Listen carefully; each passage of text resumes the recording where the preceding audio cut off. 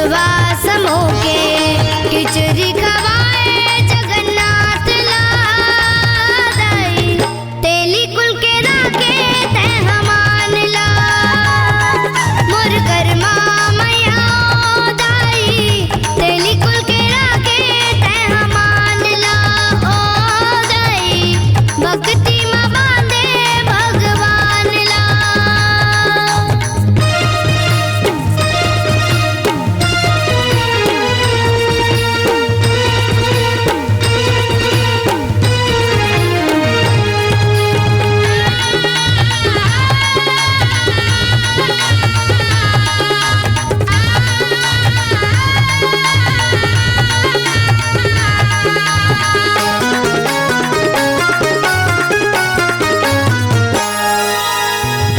मुरली मनोहर के आसाला नहीं छोड़े ओ मन खेले मन के संग नाताला जोड़े ओ बड़े बड़े दुख आई से बोले दाई पर हित सेवा धर्म नहीं छोड़े ओ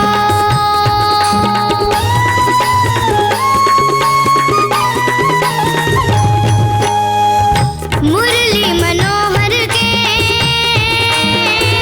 आसाला नहीं छोड़े ओ मन खेले मन के संग नाताला जोड़े ओ बड़े बड़े दुख आई से बोले दाई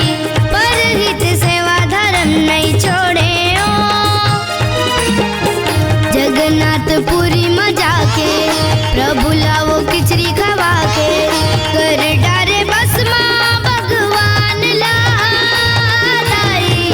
तेली कुल के राके ते अमान ला मोर कर्मा मैया वो तेली कुल के राके ते अमान ला ओ दाई भक्ति में बांधे भगवान ला।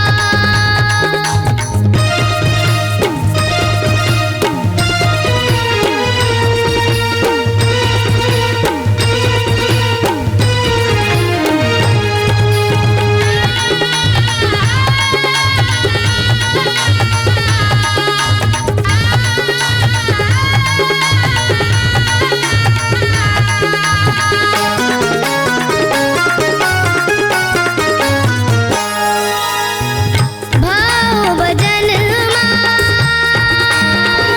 लगन लगाए वो हरि नाम के माला घुमाए वो ऊंच नीच छुआछूत ले मिटाए ओ दाई जन जन्म दाई नाम कमाए ओ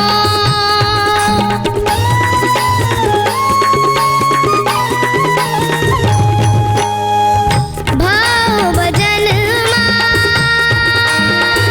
लगन लगाए वो हरि नाम के